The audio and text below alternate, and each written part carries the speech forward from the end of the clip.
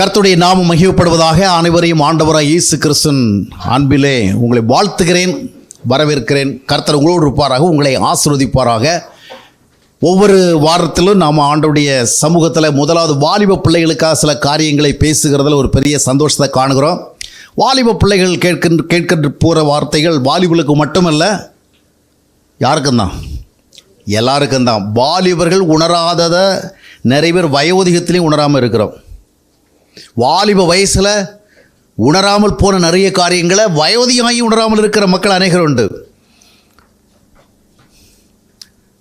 ஒரு பாடல் அடிக்கடி பாடுவோம்ல, வாலிப நாளில் இயேசுவை கண்டே வாஞ்சையுடன் என்னை தேடி வந்தார். இதை எத்தனையோ கிறிஸ்தவர்கள் பாடுவாங்க தெரியுமா? எப்போல்லாம் தெரியுமா? சின்ன வயசுலேருந்தே பாடுவாங்க.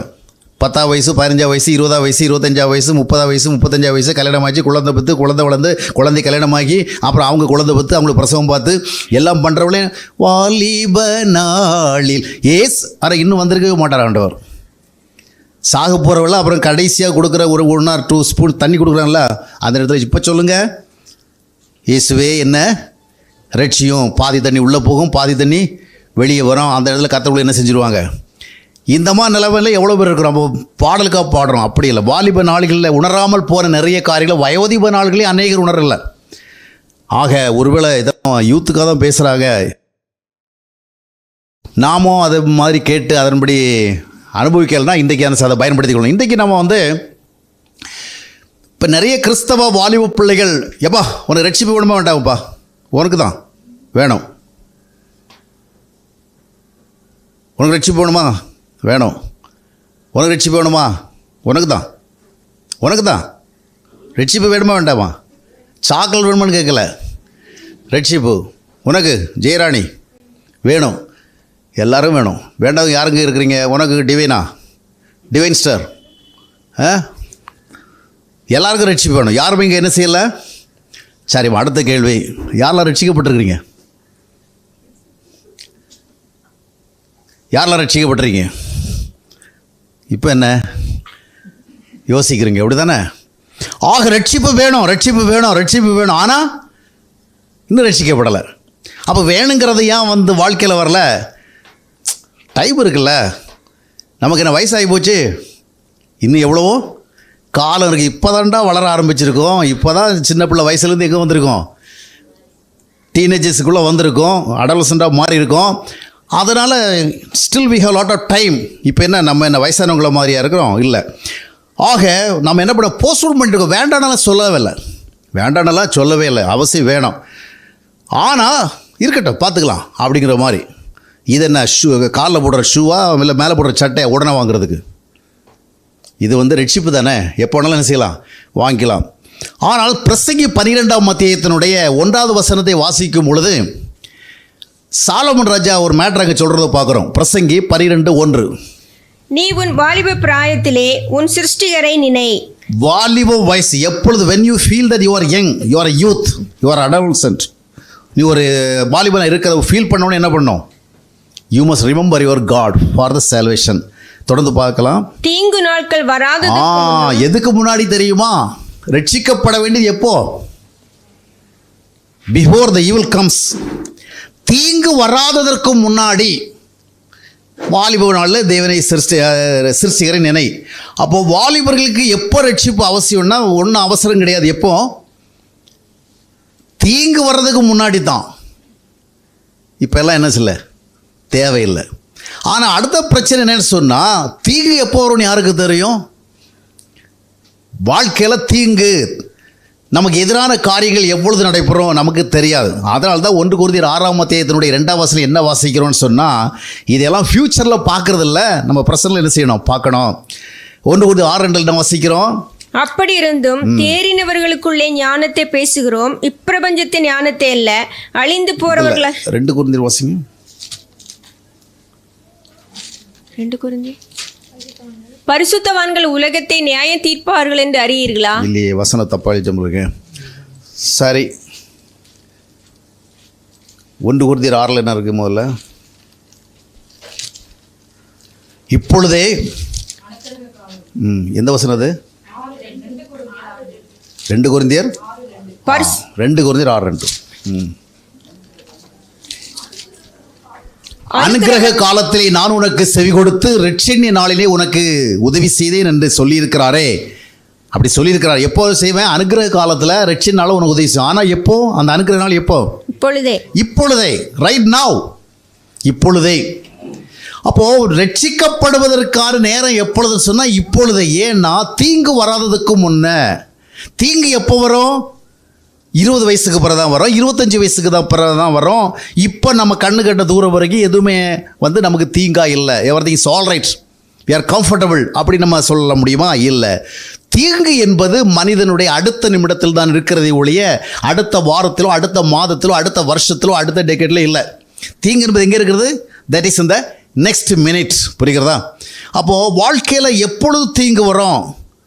சமீபத்தில் நான் ஒரு பண்டத்தை கொடுத்து சொன்னேன். அந்த வாலிபன் ஒரு தீங்கு சந்தித்து எத்தனை தெரியுமா? Spirit of a minute. முந்தின மினிட்டு அவனுடைய நிலைமை வேறு, அடுத்த மினிட்டு அல்லது சடன். எதற்கு சொல்லுவோம்? அந்த தீங்கு நாள் வராததுக்கு முன்னாடி என்ன செய்யணும்? நாம் ரட்சிக்கப்படணும். ஏனென்று சொன்னால் ஆண்டவராக இயேசு கிறிஸ்துவினால் ரட்சிக்கப்படுகிற வரைக்கும் ஒரு மனிதனை பாவம் ஆளுகிறது. The sin is ruling that person. Still he accepts Jesus Christ as his savior. இயேசு கிறிஸ்துவை ஏற்றுக்கொள்ளுகிறது வரைக்கும் பாவம் மனிதனை ஆண்டு கொண்டிருக்கிறது. அது திருச்சபைகளுக்கெல்லாம் செல்லுகிற வாலிபலாக இருந்தாலும் சரி, செல்லாத வாலிபலாக இருந்தாலும் சரி, யாராக இருந்தாலும் சரி, வாலிபல் மட்டுமல்ல வயதுகளாக இருக்கிறான். இயேசு கிறிஸ்துவினாலே மனிதனுக்கு இயற்கையாக இருக்கிற அந்த பாவம் அடிமைத்தளத்தில் மீட்கப்படுகிற வரைக்கும் அந்த பாவம் என்ன பண்ணுது? அவனை ரூல் பண்ணுதில்ல. அதான் யோவான் 8:30 வாசிக்கிறோம். பாவம் செய்கிற எவனும் பாவத்திற்கு அடிமையாக இருக்கிறான். அப்போ அந்த பாவம் அடிமை கொண்டு இருக்கிறதுனால இந்த பாவம் எந்த நேரத்தில் உன்னை வீழ்த்தும் என்று தெரியாது. இப்பொழுது now I am all right, it's okay, no problem, everything is all right. ஆனால் உனக்குள்ளே ஒரு பாவம் இருக்கிறது, அது சைலண்டாக இருக்கும். அந்த பாவம் எந்த நேரத்தில் உன்னை ஒரு குழியில் தள்ளி விடும்னு தெரியாது. இதுவரைக்கும் குழி ஒன்றும் இல்லை. ஆனால் when you happen to fall that, என்னைக்கு நீ விழுவ சொல்ல முடியாது. ஸோ ஒரு ஃபால் எந்த நேரத்துலையும் நடப்பதற்கு வாய்ப்பு இருக்கிறபடினாலே அந்த ஃபால், அந்த வீழ்ச்சி நடந்து விடாதபடிக்கு என்னை காத்து கொள்ள வேண்டிய நேரம் இது இப்பொழுதுதான். ஏனென்றால் பாவம் என்பது இயேசு கிறிஸ்து வருகிற வரைக்கும் ஒரு மனிதன் ஆண்டு கொண்டு இருக்கும். அதனால் அது ஆண்டு கொண்டு எங்கேயா தள்ளி விடுற வரைக்கும் என்ன செய்யக்கூடாது? வெயிட் பண்ணக்கூடாது. அப்போ எப்போ ரட்சிக்கப்படணும்? இன்றைக்கே சொல்லப்போகிறா, இப்பொழுதே, இன்னும் ஒரு வாரத்துக்கு பிறகு இல்லை. சிலர் சொல்லுவாங்க, இல்லை அதை கொஞ்சம் ப்ரிப்பேர் பண்ணணும்ல, ப்ரிப்பேர் பண்ணி நம்மளை கொஞ்சம் சரி பண்ணி ஒழுங்குபடுத்தி. அப்படியெல்லாம் கிடையாது. ஒழுங்குபடுத்துறதுக்கு தாங்க அவர் வர்றாரு. இயேசு கிறிஸ்து தான் வந்து ஒழுங்குபடுத்தணும், அவர் தான் வந்து சீர் செய்யணும். இப்போ என்கிட்ட சில விஷயங்கள் இருக்குது, அதெல்லாம் நான் கிளியர் பண்ண வேண்டாம், ஒன்றும் வேண்டாம். ஆண்டவர்கிட்ட வரவன் எப்படி வரணும்? டாக்டர் போகிறவன் சுகமான பிறகு போவான். டாக்டர் போகிறேன், டாக்டர் என்ன சொல்லுவார்? இப்போ உனக்கு கொரோனா, நீ என்ன பண்ணு, எல்லாம் ஹீலரை பிறகு வா அப்படின்னு சொல்லுவாங்க. இல்லை, கொரோனா வார்டுக்கு போ, கொரோனா டாக்டரை பாரு. அப்போ நோய் இருக்கிறவங்கள டாக்டர்கிட்ட போய் ஆகணும். அதே போல் பாவம் இருக்கிற இந்த நேரத்திலேயே நம்மளை வந்து ஆண்டவர் சீர் பண்ணும்படியாக ஆண்டவர்கிட்ட கொண்டு போகணும். நம்மை சரிப்படுத்தின பிறகல்ல, ஒழுங்குபடுத்தின பிறகல்ல, இன்னும் சில விஷயங்கள்லாம் நம்ம விடணும், சில விஷயங்கள்லாம் செய்யணும். அதெல்லாம் செஞ்ச பிறகு நான் இல்லை, now it's a right time, you are going to the டாக்டர்கிட்ட நீ போக போகிற. நீ ஒன்றை சுகமாக்க முடியும், அவர் தான் ஒன்று சுகமாக்குவார். இந்த நேரத்தை விட்டுவிட்டால் ஒருவேளை யாருடைய கைகளிலும் வாழ்க்கை இல்லை. நெக்ஸ்ட் மினிட் என்ன நடக்கும் யூ கான் ப்ரெடிக்ட், உன்னால் புரிஞ்சிக்க முடியாது. வாழ்க்கையில் ஒரு குழியில் விழுந்து விட்டால் அதுக்கு பிறகு இயேசுநாதரை ஏற்றுக்கலாம், ஒன்றும் பிரச்சனை கிடையாது. சரிதானே? ஒரு குழியில் விழுந்து ஒரு கால் கை உடஞ்சி போச்சுது, ஒரு டேமேஜ் ஆகி போச்சுது, அதுக்கப்புறம் இயேசுநாதரை ஏற்றுக்கொள்ள முடியுமா? முடியாதா? முடியும். அதாவது டில் யூ டை, நீ சாகிற வரைக்கும் என்ன செய்யலாம்? அந்த லைஃப் இருக்கிற வரைக்கும் ஏற்றுக்கொள்ளலாம். அதனால் இப்போ நம்ம கரெக்டாக இருக்கிறோம், நல்லா இருக்கிறோம், நம்முடைய வாழ்க்கை எங்கேயும் உடையில, சேதாவரமாகல, எந்த பிரச்சனையும் இல்லை, எந்த தீங்கு வரல. இந்த நேரத்தில் ஆண்டோட ஒப்பு கொடுக்கலாம்.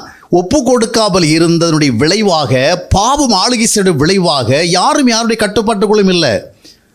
when sin is ruling you, you cannot control yourself. எவ்வளோ பெரிய பக்தி குடும்பத்தில் பிறந்தாலும், பாஸ்டர் பிள்ளைகளாக பிறந்தாலும் சரி, you are not under your control. நிச்சயமாக இல்லை. எந்த பேராடைய பிள்ளையாக இருந்தாலும், 1000 பிள்ளையாக இருந்தாலும், சுவிசர் பிள்ளையாக தான் சரி, யாருமே கிடையாது. எவ்வளோ கீபோர்டு போட்டாலும் சரி, கிட்டார் போட்டாலும் சரி, இல்லை சர்ச்சை சம்பந்தம் எல்லா வேலைகளும் செய்தாலும் சரி, ரட்சிக்கப்படுகிறது வரைக்கும் எங்கே இருந்தாலும் பாவம் தான் ஆளுகை செய்யும். அந்த பாவம் எப்போ தள்ளிவிடும் தெரியாது. சரி, விழுந்துட்டோம், அதுக்கப்புறம் இயேசுநாதர் ஏற்றுக்கிட்டால் அவர் ஏற்றுக்குவாரா ஏற்றுக்க மாட்டாரா? ஏற்றுக்குவார். அவர் ஆல்வேஸ் ரெடி தான். நீ காலை உடையாமலும் வரலாம், காலை உடைச்சிக்கிட்டும் வரலாம், நீ முழுசாகவும் வரலாம், நீ அரைகுறையாகவும் வரலாம். ஐ ஆம் ரெடி டு அக்செப்ட் அப்படி தான் ஆண்டவர் சொல்கிறார். ஆனால் என்ன பிரச்சனைன்னு சொன்னால், ஒரு பையன்கிட்ட அப்பா சொன்னார், தம்பி உனக்கு வயசு வரைக்கும் நீ வெயிட் பண்ணணும். உனக்குன்னு ஒரு வயசு இருக்குது, அந்த வயசில் தான் என்ன செய்யணும், வண்டி ஓடணும். ஓட்டுறதுக்கு பழகிறதுனால ஓட்ட முடியுங்கிறதுக்காக ஓட்டக்கூடாது. அதனால் ஒரு பைக் ஓட்டுற வரைக்கும் நான் என்ன செய்கிறேன், அதை வயசு வர வரைக்கும் என்ன செய்யணும், யூ மஸ்ட் வெயிட். அந்த லைசன்ஸ் கொடுக்குற ஏஜ் வரவளை என்ன பண்ணுறேன், உனக்கு நான் பைக்கும் வாங்கி தரேன், ட்ரைனிங்கும் கொடுக்கணும். அந்த பையன் என்ன பண்ணுவான்னு சொன்னால், அப்பா வெளியே போன போது பைக் எடுத்துருவான். இப்போ தான் அப்பா அம்மாக்களை என்ன செய்கிறாங்க, என்கரேஜ் பண்ணுறாங்க. அப்படி தானே, வயசு வந்ததோ வரலையோ பிள்ளைகளை என்கரேஜ் பண்ணுறாங்க, வண்டியை ஓட்டுறா, காரை ஓட்டுடா அப்படின்ட்டு. அந்த மாதிரி அந்த பையன் அப்பா ஆஃபீஸ் போகிற பார்த்து என்ன பண்ணிடுவான், இந்த பைக்கை எடுத்துருவான். எவ்வளோ சொல்லி பார்த்தாரு, கேட்கல. அவர் சொல்கிறார், தம்பி உனக்கு நான் பைக் இல்லை காரையும் வாங்கி தரேன், ஒன்றும் பிரச்சனை இல்லை, யூ மஸ்ட் வெயிட். ஒரு வயசு வரட்டும். அவன் வெயிட் பண்ணுறதுக்கு ரெடியாக இல்லை. வாலிப அந்த உணர்வில் அப்பா இல்லை இடத்துல போய் நினைச்சுதான் வண்டி எடுத்து ஓடும். ஒரு நாள் என்ன சொன்னால், அவன் ஃப்ரெண்ட்ஸோடு சேர்ந்து வண்டியை ஹை ஸ்பீடாக ஓட்டி என்ன ஆயிடுச்சுன்னு சொன்னால், ஒரு ஆக்சிடென்ட் நடந்து 2 காலம் ஆயிடுச்சு, உடஞ்சிச்சு. 2 காலம் உடஞ்சிச்சு. அப்பா அது சொல்கிறார், எவ்வளோ சொன்னண்டா கேட்டியா, 2 காலம் போச்சு. இப்போ என்ன முடியும் பண்ண முடியாது, நீ வண்டியே ஓட்ட முடியாது, இனி பைக்கை என்ன செய்ய முடியாது, ஓட்ட முடியாது. உனக்கு நான் கார் வாங்கி தர முடியாது, உனக்கு தான் வீல் சேர் தான் வாங்கி தர முடியும். புரிகிறதா? Wheel chair.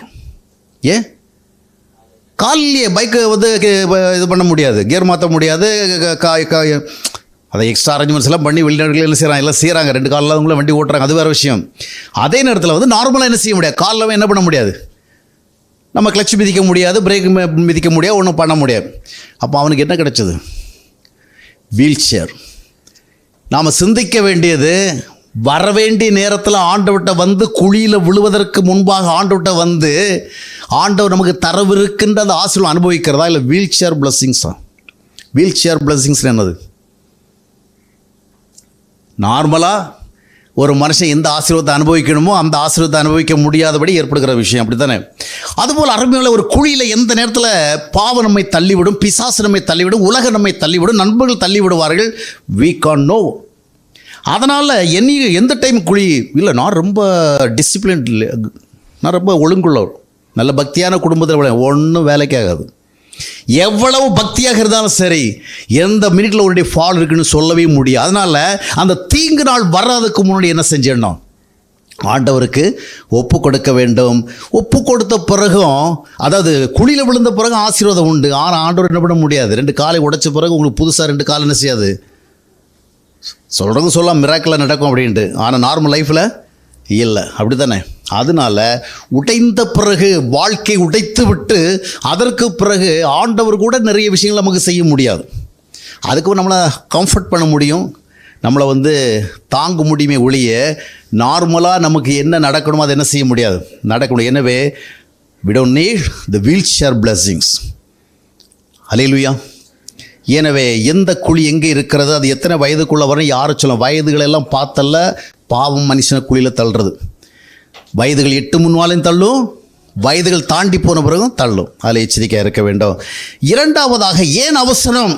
வாலிபனுக்கு ரட்சிக்கப்படும் ஏன் அவசரம்? அதை ஏன் இன்னும் ஒரு 6 மாதம் தள்ளி போடக்கூடாது, 1 வருஷம் தள்ளி போடக்கூடாது? இல்லை, எதுவும் கையில் இல்லை. அதாவது நீ தள்ளி போடுகிற ஒவ்வொரு நாள், அதாவது ஒரு வியாதி நமக்குள்ளே வந்துச்சுன்னு சொன்னால் உரிய விதமான ட்ரீட்மெண்ட் எடுத்துடணும். எடுக்கலைன்னா வியாதியை தள்ளி போட என்ன பண்ணிகிட்டு இருக்கோம்னா, அது நானாக இருந்தாலும் சரி, நீங்களாக இருந்தாலும் சரி, வியாதிக்கான ட்ரீட்மெண்ட்டு தள்ளி போக அந்த வியாதி அவர்களை என்ன செய்யும், மேலும் மேலும் பாதித்து அதற்கு பிறகு ஹீலிங் கிடைத்தா கூட ஒரு கம்ப்ளீட் ஹீலிங் கிடைக்காது. ஏன்னா பாடி ஆர்கன்ஸ் எல்லாம் என்ன ஆகிடும், டேமேஜ் ஆகிடும். டேமேஜ் ஆன பிறகு என்ன பண்ண முடியாது, ஒரு உண்மையான ஹீலிங் பெற முடியாது.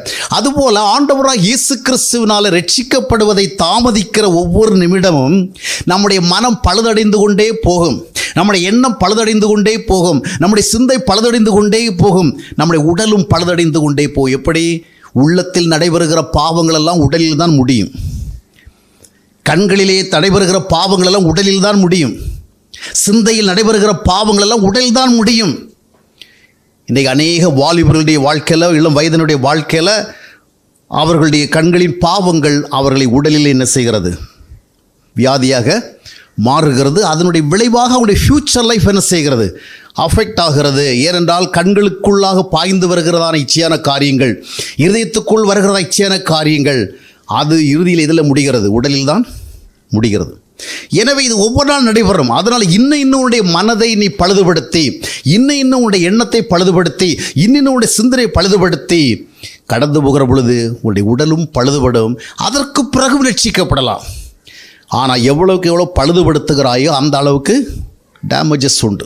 புரிகிறதா? டேமேஜஸ் உண்டு. நான் ஆண்டவரை ஏற்றுக்கொள்ளுகிற நாட்களுக்கு முன்பாகவே அதிகமான மதுபான பழக்க வழக்கத்தினுடைய விளைவாக, முறையற்ற உணவு பழக்கத்தினுடைய விளைவாக, நேரகாலமற்ற இளம் வயதுகளில் மதுபான பழக்கத்தினுடைய விளைவாக என்னுடைய வயிற்றின் உள்பகுதி பாதிக்க ஆரம்பித்தது. அதற்கு பிறகு ஆண்டவரை ஏற்றுக்கொண்டேன். ஆண்டவர் எவ்வளோ கிருபைகள் உதவிகளெல்லாம் செய்யத்தான் செய்தார். ஆனால் இன்றும் எனக்கு எந்த பிரச்சனை உண்டு? எந்த பிரச்சனை? ரட்சிக்கப்படாத காலத்தினுடைய மதுபானத்தினுடைய கால செயல்பாடுகளினாலும் அது ஏற்படுத்தின உள் பிரச்சனைகளினாலும் ஸ்டில் ஐ ஆம் சஃபர்ட். இன்னும் எனக்கு அந்த பாதிப்பு உண்டு. ஆனால் ஆண்டவர் கிருபை கொடுத்தனால பெரிய பாதிப்புகளுக்கு நான் என்ன செய்து விட்டேன், தப்பித்து விட்டேன். அப்போது நம்ம ஒவ்வொரு நாளும் நீங்கள் டிலே பண்ண உங்களுடைய மனம் பாழாகி கொண்டிருக்கிறது. இன்றைக்கி பார்த்தீங்கன்னா எல்லா பிள்ளைகளும் ஒரு கையில் ஒரு டிவைஸ் வச்சுருக்குறாங்கல்ல. ஒரு குறிப்பிட்ட வயதுகளுக்கு அப்பால் யூஸ் பண்ண வேண்டியது இப்போ குறிப்பிட்ட வயதுகளுக்கு உள்ளே வந்துச்சு. இதற்குள் இருக்கின்ற விஷயங்களெல்லாம் நீங்கள் வைத்துக்கொண்டு நீங்கள் ஒழுக்கமாக வாழ்வதும் சரியாக வாழ்வதும் என்பது மிக மிக கடினமான காரியம். ஏனென்றால் உங்களுடைய தாய் உங்களை கண்காணிக்க முடியாது, உங்களுடைய தகப்பன் உங்களை கண்காணிக்க முடியாது, யாரும் கண்காணிக்க முடியாது. ஆனால் அதற்குள்ளே நீங்கள் எங்கே போகிறீங்க, எங்கெங்கெல்லாம் அதனுடைய ப்ரோக்ராம்ஸ் உங்களை அழைச்சிட்டு போகுது, கூகுளுக்குள்ளே எங்கெங்கே போகிறீங்க, யூடியூப்குள்ளே எங்கெங்கே போகிறீங்க, எந்தெந்த ஏரியாக்குள்ளே போகிறீங்க, எந்தெந்த மீடியாக்குள்ளே போகிறீங்க, யாரும் கண்ட்ரோல் பண்ண முடியாது. ஆனால் இவைகள் உங்களை என்ன செய்யும், அழித்துக்கொண்டு இதிலிருந்து உங்களை காப்பாற்றுறது ஒரே ஒரு தான். தாயும் காப்பாற்ற முடியாது, தந்தையும் காப்பாற்ற முடியாது. பல குடும்பங்களில் பிரச்சனை என்ன பண்ணுறாங்க, செல்ஃபோனை என்ன செய்கிறாங்க, பிடுங்குறாங்க. அது ரெமெடி கொடுக்கறதில்ல. அது சில உள்ள பிள்ளைகளை சூசைட் பண்ண வச்சிருது, அப்படி தானே? இல்லைன்னா பிடுங்குறவங்கள சாகடிக்க வச்சிருது. பிடுங்குறவங்கள என்ன பண்ணுறாங்க, மொபைலை பிடுங்கினதுக்காக அப்பா அம்மாவை சாகடித்த பிள்ளைகள் இந்த ஜென்ரேஷன் நிறைய. மொபைலை பிடுங்கினதுக்காக தங்களை சாகடித்த பிள்ளைகள் நிறைய. ஏன்னா அதுக்கு உள்ளே போயிட்டு அது இல்லாமல் ஒரு நாள் கூட என்ன செய்ய முடியாது, இருக்க எல்லாமே வருகிறது. ஆக உங்களை அழிக்கின்ற ஒரு கருவி உங்கள் கையில் இருக்கிற அப்படின்னால அதை உங்களை அழிக்காதபடி உங்களை பாதுகாத்து கொள்ள வேண்டும் என்றால், ஒட்டுமொத்த உலகம் அதற்குள் இருக்கிறது. எனவே பாதுகாத்து கொள்ள வேண்டும் என்றால் இன்றைக்கே ஆண்டவரை ஏற்றுக்கொள்ள வேண்டும். அல்லேலூயா. அவர் ஒருவர் தான் கண்காணிக்க முடியும். அவர் ஒருவர் தான். யோசேப்பு கர்த்தருடைய ஆளுகைக்குள் இருந்த ஒரே ஒரு காரணத்தினால் மட்டும்தான் ஒரு பெரிய பாவத்தில் தப்பித்தானே வேண்டி மற்ற சூழ்நிலை பாதுகாப்புகள் எல்லாம் வேறு எதுவும் அல்ல. அதே போல் தான் தாமதிக்கிற ஒவ்வொரு நேரமும் உங்களுடைய மனம் பாழ்படுகிறது, உங்களுடைய எண்ணம் பாழ்படுகிறது, உங்களுடைய சிந்தை பாழ்படுகிறது. நீங்கள் அதை பாதுகாத்து கொள்ள வேண்டும் என்றால் இவையெல்லாம் பாழ்பட்ட பிறகும் ஆண்டவரை ஏற்றுக்கொள்ள வாய்ப்பு உண்டு. ஆனாலும் ஆண்டவரால் அனுபவிக்க வேண்டிய முழுமையான ஆசீர்வாதங்களுக்கு அவைகள் இடையூறு. எனவே இன்றைக்கே ரட்சிக்கப்படுவதற்கு கடைசி நாளாக இருக்கிறது. இறுதியாக, அதாவது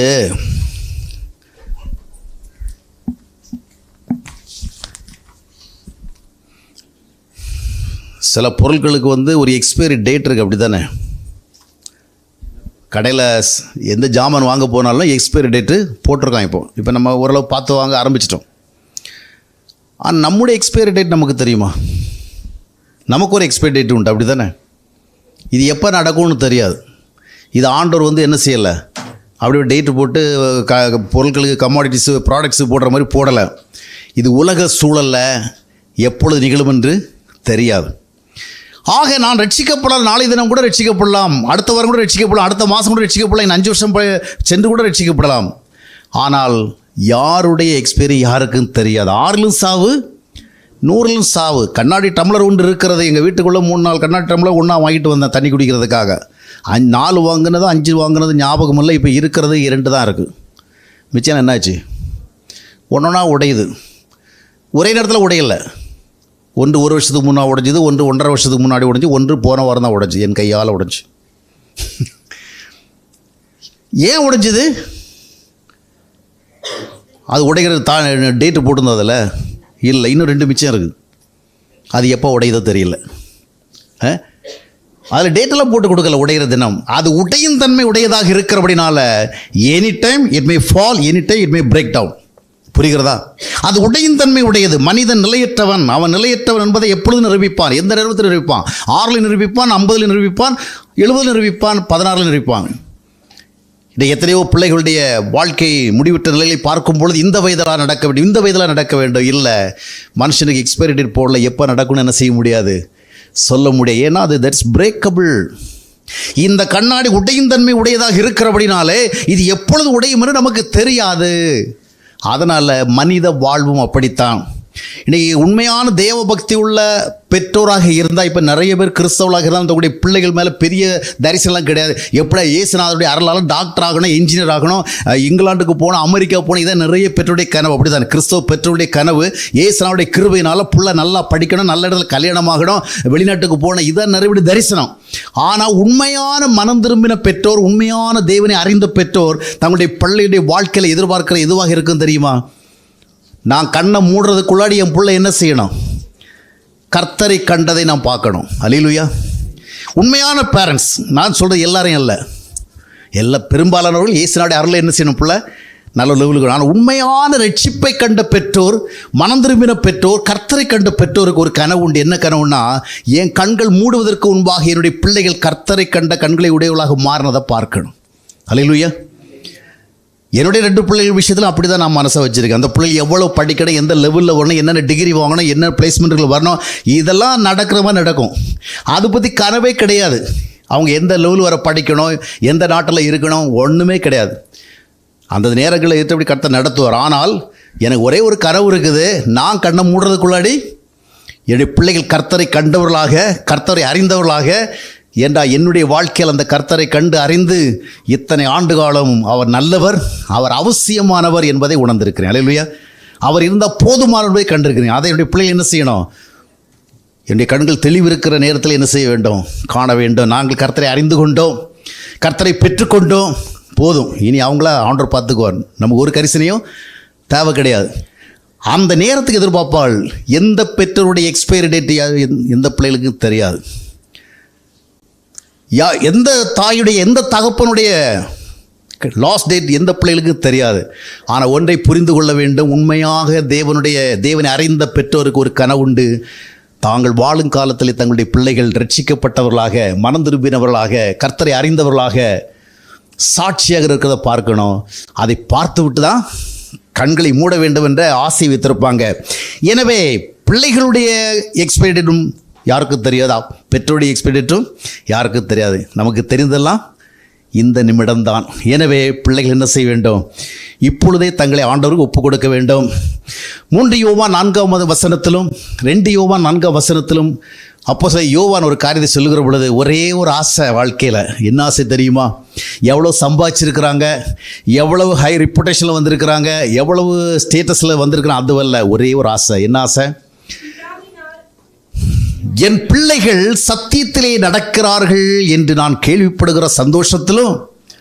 ஆமாம், இன்றைக்கி அப்பா அம்மா எதில் சந்தோஷம்? என் பையன் டாக்டர் ஆகிட்டாங்க, இப்போ என்ன எல்லாரும் என்ன சொல்லுவாங்க? டாக்டருடைய அம்மா சொல்லுவாங்க, அப்படி தானே? அதில் தான் சந்தோஷப்படுறாங்க. இல்லை, யோவான் என்ன சொல்வார்? என் பிள்ளைகள் சத்தியத்திலே நடக்கிறார்கள் என்று நான் அறிகிற சந்தோஷத்தை பார்க்கலும் வேறு என்ன சந்தோஷம்? அது மட்டும் இல்லை, இன்னொருத்தருக்கு அதை எழுதுறாரு பாருங்க. 2 யோவான் 4 வசனத்தில் வாசிக்கலாம். பிதாவினால் நாம் பெற்று கற்பனையின்படியே உம்முடைய பிள்ளைகளில் சிலர் சத்தியத்தில் நடக்கிறதை நான் கண்டு மிகவும் சந்தோஷப்பட்டேன். வாழ்க்கையில் மிகப்பெரிய சந்தோஷம் எது தெரியுமா? பெற்றோருக்கு, எல்லா பெற்றோருக்கும் அல்ல, தேவனை தங்களுடைய பிதாவாக பெற்றுக்கொண்ட பெற்றோர்களுக்கு ஒரே ஒரு ஆசை என்ன தெரியுமா? என் பிள்ளைகள் சத்தியத்திலே நடக்கிறார்கள். அதை பெற்றோருக்கு கொடுக்க வேண்டும் பிள்ளைகள் உரிய காலத்தில். எனவே ரட்சிப்பு என்பது அவசரம் அவசரம் அவசரம். அது நாளை தினத்துக்காக அல்ல. நான் விழுவதற்கு ஒரு குழி எந்த நிமிடம் வருவதென்று தெரியாது. விழுவதற்கு முன்பாக நான் ஆண்டவராலே மீட்கப்பட வேண்டும். எனக்கு தேவையானது வீல் சேர் பிளஸ்ஸிங் அல்ல.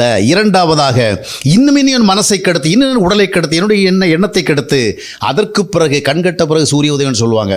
அது மாதிரி இல்லை, அடைய வேண்டிய நேரத்தில் அடைய வேண்டும். மூன்றாவதாக யாருடைய காலங்களும் யாருக்கும் தெரியாது. வாழ்கிற காலத்தில் நாம் அதை என்ன செய்ய வேண்டும்? வாழ்வு கொடுக்கப்பட்டது இன்று மட்டுமே, இந்த மணி நேரம் மட்டுமே. அந்த மணி நேரத்தில் நாம் எதை அடைய வேண்டுமோ அதை அடைந்து விட வேண்டும். அதைத்தான் ஆண்டவர் எதிர்பார்க்கிறார். கர்த்தர் தாமே பிள்ளைகளை ஆசீர்வதிப்பாராக.